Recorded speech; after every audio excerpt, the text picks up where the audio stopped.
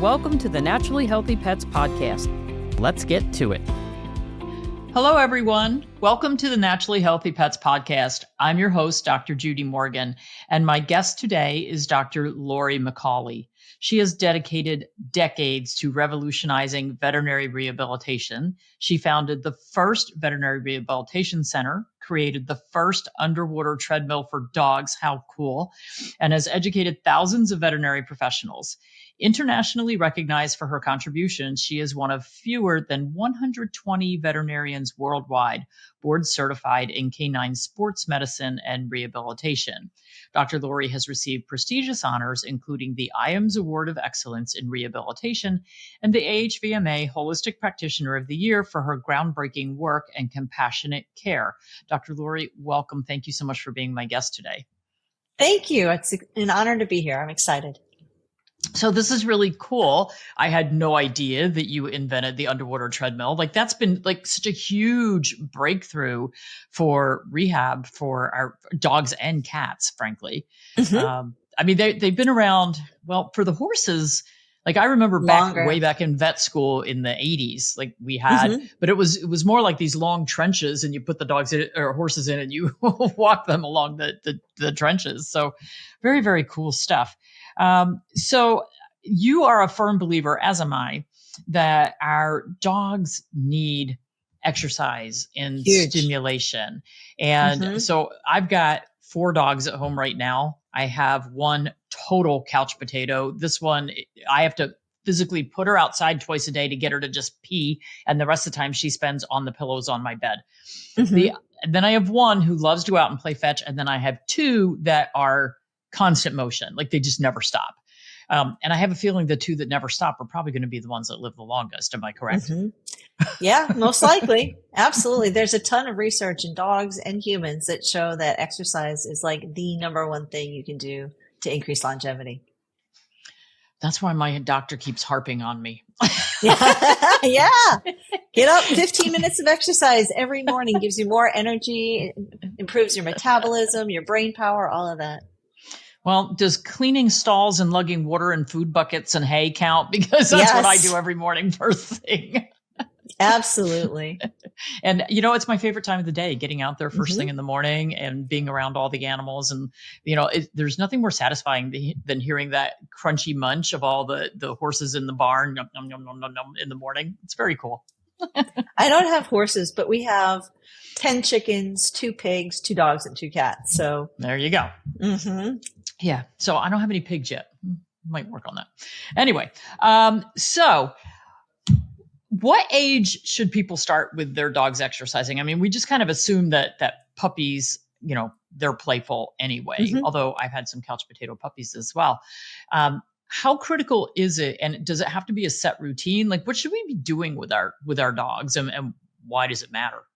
Well, the big thing is what not to do. So the one thing we know from the research is you don't want to let puppies go upstairs by themselves for at least 12 weeks because of the having to reach up with their back leg and push off puts a lot of pressure on that hip and they're much more likely to have hip issues. Really? But other than that, play is wonderful. I wouldn't do any forced exercise until, and when I say forced, like we're going to go for a walk until they're at least 6 months of age. But even as babies, you get them at like 8 weeks, 12 weeks old, we can be working on sit to stands. Just, you know, not like we're going to do 20 of these, but we're going to practice how to sit right, how to stand right. So they have proper biomechanics. We don't want those sloppy sits because that changes a lot. And if we think about the joints, when they're babies and growing, it's like clay.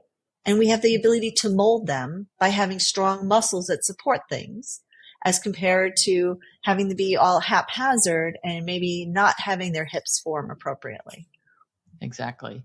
So I know that, you know, we hear this all the time. Oh, my dog's just getting old. And really interesting thing. It's in my first book that I wrote, From Needles to Natural, a story about my Doberman. When he was 9, it was when Rimadyl first came out. And he was a big, older dog. And he slept a lot. He was kind of lazy. And we owned 3 acres. But, you know, he was just kind of, he would wander. And so when Rimadyl first came out, this is before I knew anything about the dangers of all these things. I started him on Rimadyl. And all of a sudden, this dog was leaping over the furniture and racing around the yard and chasing the deer.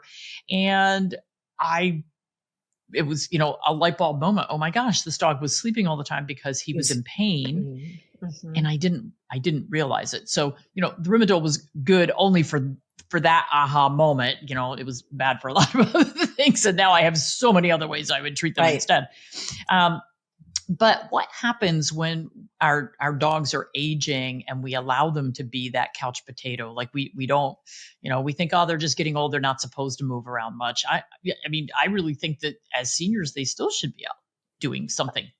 Oh, absolutely. I mean, we think about humans, right? And silver sneakers and all the reasons why we should be exercising. And it's the same for the dogs. What we see as they get older, if we don't do anything, is they lay around, and it may be that they're uncomfortable, right? Like you talked about your dog, or they may not be able to go outside. They live in an apartment or they don't have a fenced in yard, and they atrophy. Their muscles get smaller and weaker. And then muscles can change strength and size, but so can tendons and ligaments. And that's what holds our joints together. So if they lay around, muscles, tendons, ligaments all weaken, and then their joints become unstable. And as their joints are unstable, then when they are moving around, they have more instability, they get more inflammation, more grind, which creates pain, which means they lay around and they cycle down and down and down. My goal in life is always to get them control the pain so they feel great. Then get them moving and do both endurance exercises, which are your type 1 exercise or type 1 muscle fibers, as well as your strengthening exercises. So you're getting both types of muscle fibers strong. And then muscles take 3 weeks to change physiologically, whether you're not moving at all or you're exercising. Tendons and ligaments take 3 months. So it takes a while, but we can strengthen the tendons and ligaments as well as the muscles to help stabilize it. And then we see those dogs, they feel better. They're more active. Like you were saying, jumping over things, right? Jumping over things. They feel better. They're more active. They get stronger. They're more stable. They feel better, and we cycle them back up. And that's when we see these dogs that are 14, 15, 16, 17, 18, 19, 20 years old that still have a really high quality of life. And that is my dream. Yeah, absolutely. Well, I keep saying that, the longevity for our animals needs to go back up. I mean, right now, I see people on social media all the time. Oh, he had a good long life. He lived to 12. And I'm like, he's still a baby. My dachshund was 18 and a half, and I only lost him because he had an embolism. My golden retriever was 15 and a half, and I lost him from osteosarcoma when he was 12, but with holistic medicine, not chemotherapy. Not that that's the right answer for everybody. We had him for 43 more months. That's amazing. So, yeah. Truly amazing.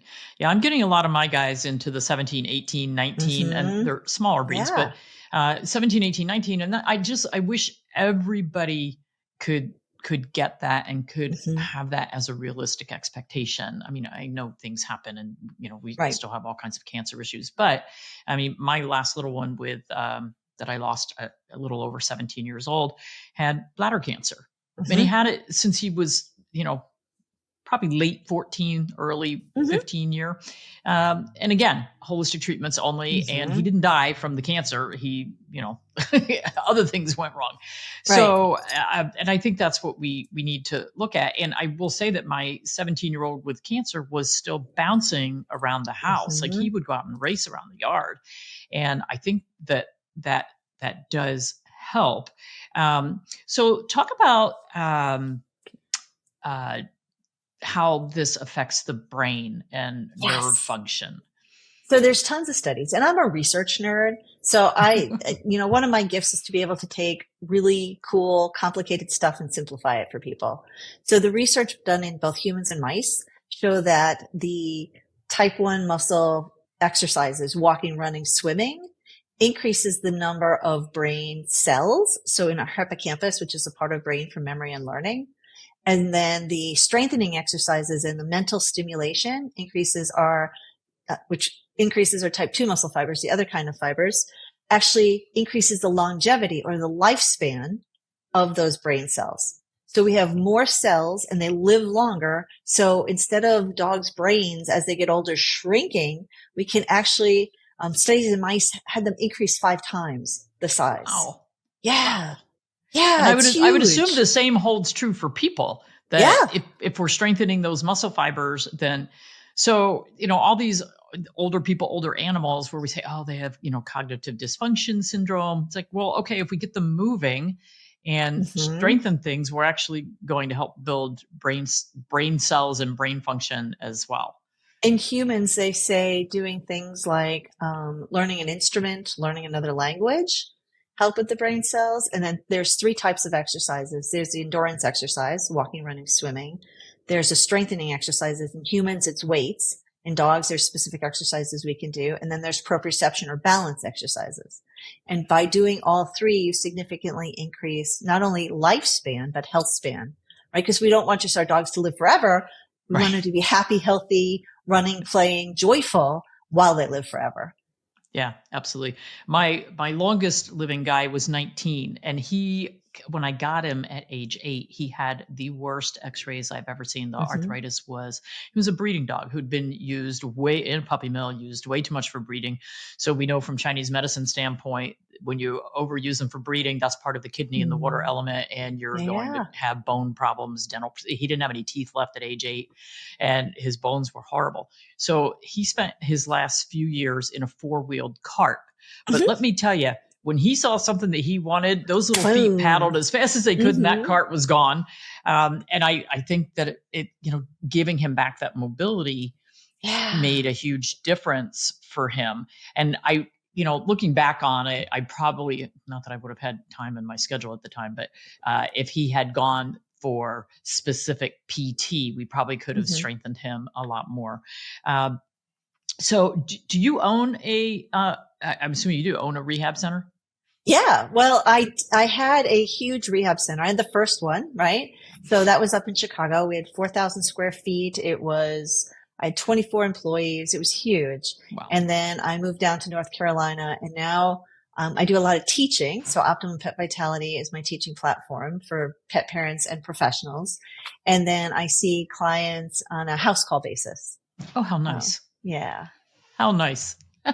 That is amazing. I know you've got courses we want to talk about, and you've got a story of one of your own dogs that kind of sent you on this path. So we're going to talk about that when we come back. Right now, we're going to take a break to hear from our sponsors. The following ad is brought to you by Raised Right. I'm excited to tell you about Raised Right. They're a family-owned human-grade pet food company that makes gently cooked whole food recipes for dogs and cats.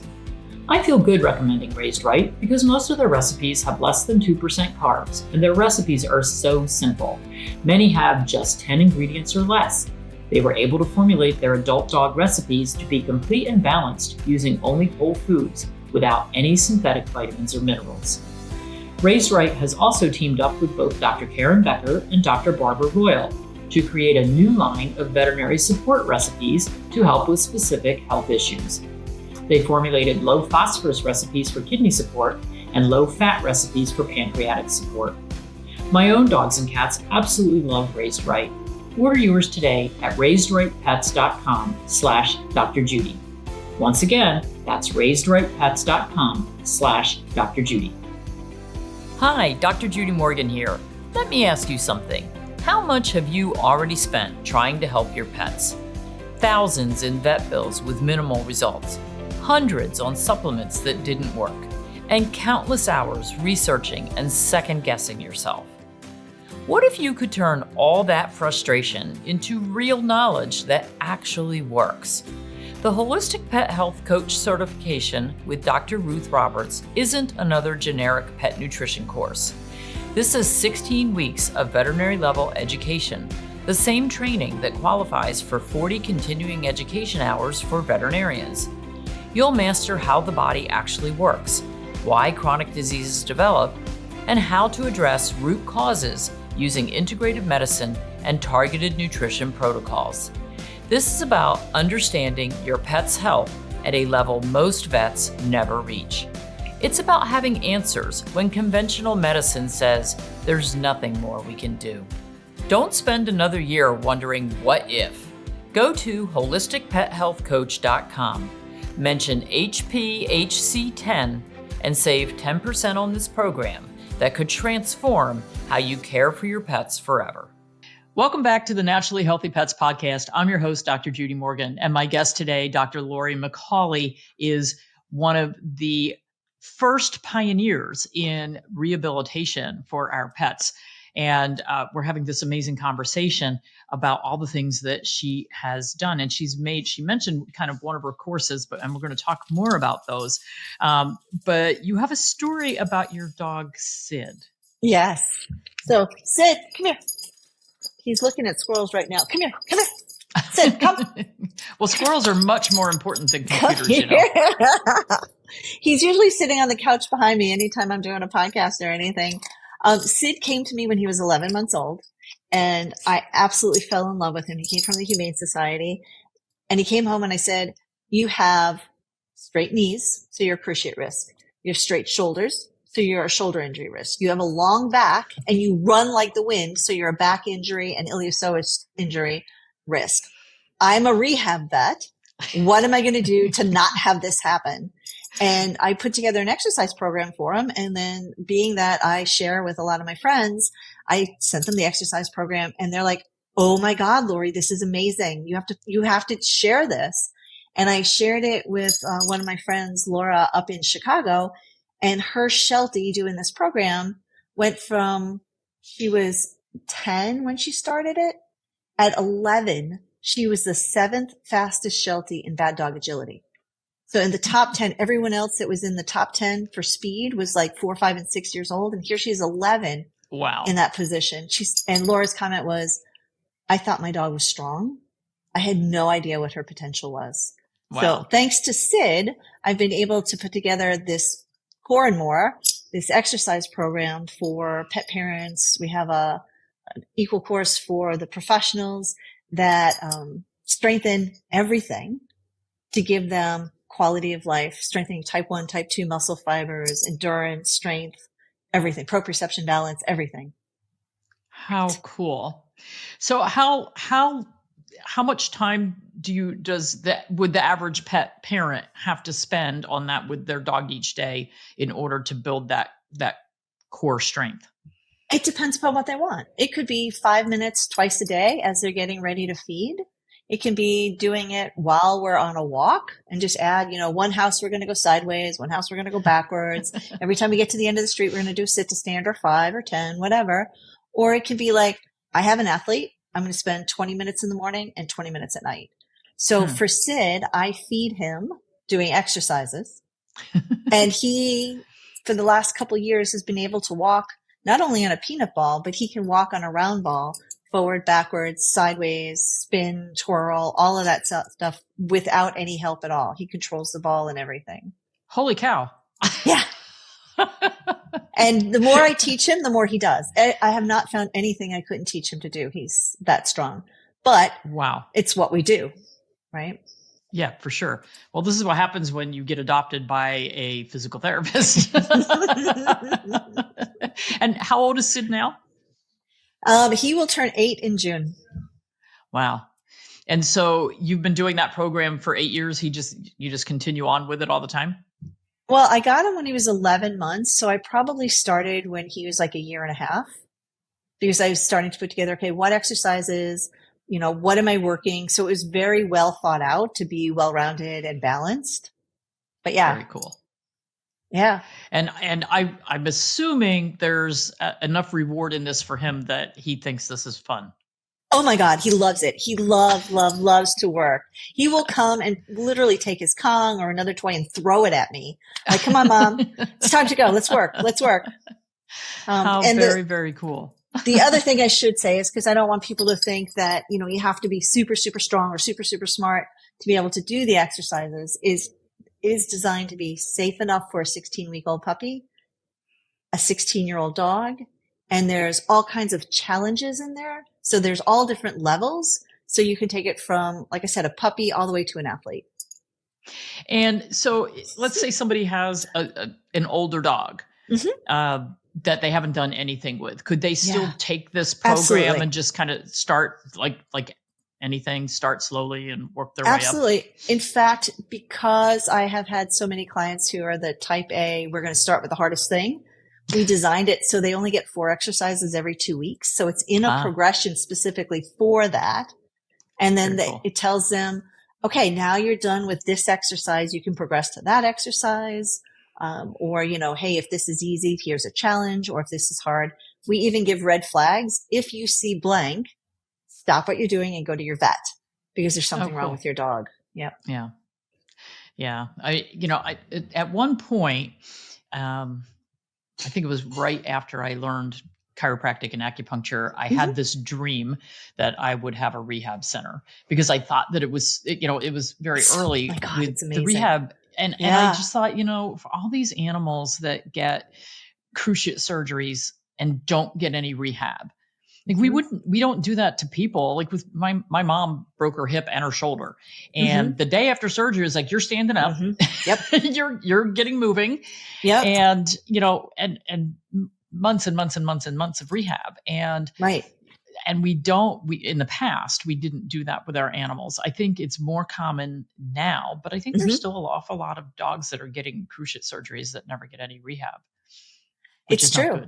It's true. And I actually have a quote in one of my lectures that talks about, from what we have seen, physical therapy not doing physical therapy will be considered malpractice in the near future. And that was in human medicine in 1959.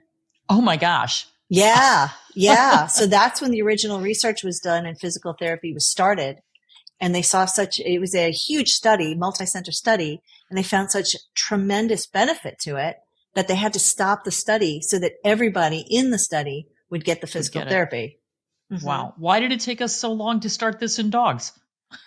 My story is I fell down the stairs at 4:00 in the morning, putting my dogs out, and went to the chiropractor because I hurt my back and he couldn't fix me. And he sent me to a surgeon who sent me to a PT. And I went, oh my God, this is what I want to do for dogs. And that was 1998. And I've been doing it ever since. Wow. Yeah. Everybody has their, every holistic practitioner I talk to has their aha moment where this is what I want to do. Yeah. Okay. So let's, we'll do a few client-centered questions. So how do we know if our dogs are getting enough exercise? They should be changing their breathing pattern. So if we're going for a walk, they shouldn't just be meander, sniff, meander, sniff. And you could do that, but that's not your exercise. Your exercise is we're going to go, and you should see them having some fatigue. So they don't have to be like, oh my God, this is horrible, but they should be changing their breathing pattern. They should be, panting. You want them to be tired, right? You want them to sleep well. And, you can think about starting just like humans. You might start with like 5 minutes once or twice a day and then build up, because just like humans, if I say go run a mile and you've never run a mile, it's hard. But if 3 times a week you run a mile, 6 months later, that's nothing. Right. So we want to figure out our goals. Do I just want them to be healthy and happy and we do 5 minutes twice a day? Or am I looking for more? And then we continue to increase the challenge so that they continue to grow. The other thing is if they're painful from arthritis, you're not doing enough. Because even in the human medicine, they say that exercise, therapeutic exercise, is the number one unrecognized form of pain control for osteoarthritis. And that's from human research. Yeah. I mean, I know that from the horse world. The last thing you want to do is take an old arthritic horse and lock them in a stall. They need to be moving, which is, it's unfortunately, it's kind of the opposite of how people want to think. People want to, he's painful. We'll give him this little small space. Yeah. So over 50% of the dogs in America are overweight. What do we do with our obese dogs to get them moving? You start slow, right? You never want to take them to their painful, just like us. We don't want to take it till it's painful, but we want to be consistent, and it may be 3 times a week we go for a longer walk, and the other days a week we go for a shorter walk. And then we start adding exercises for strength in there. And then, we slowly build that up. And obviously it's dropping calories as well. Right. But again, I'm a research nerd. So there's research that shows that both humans and animals, if you just drop calories, you lose as much muscle as you do fat. If you drop the calories and exercise, you maintain your muscle and drop just fat. Yeah. And if you just meander, right, you can walk a mile, but if you're meandering, it's not going to change your fat at all. You have to be changing your breathing pattern for at least 25 minutes to be able to start to burn significant amount of fat. So build up to longer exercises. Yeah. I had a client, a blind man who had a seeing eye dog. And when he got the dog, it was 65 pounds. And a couple of years later, the dog was 135 pounds. Oh my God. Couldn't fit in its harness anymore. So he brought the dog in and he wanted to try one of the weight loss appetite suppressant drugs that was on the market at the time. And he was told by the seeing eye place that he had to feed the dog kibble. And I said, we can't keep feeding this dog kibble. This is not working. And the stuff that we gave, the drug that we gave him that was recommended just caused diarrhea, but it, nothing else. So we played around with this for about a month and the dog just wasn't losing weight. And I said, if this dog lived with me, this dog would lose weight. And he said, well, would you take him, doc? And I went, what am I, nuts? So I took the 135-pound Labrador home with me and had him for the whole summer. And we had a place at the shore that we would go to on the weekends, and we would take him and all of our dogs, and then we would be walking. And at the beginning, this dog literally couldn't walk to the end of my driveway, and it was not a long driveway. Like he could barely move. And by the end of the summer, we had this dog along with our pack. People used to stop us and say, are you dog walkers? We're like, sadly, no. But we got him to the point where, he was walking a few hours a day because we were just very determined. So I got him down to 90 pounds. Nice. And then he went back to the owner and I told him, I will supply the food and the treats. This is how much you get for the week. Right. He can have no more. And when you bring him in at the end of the week and we weigh him, if he's gained weight, you don't get next week's food. You're going to have to buy it. If he lost more weight, I'm giving you the food again.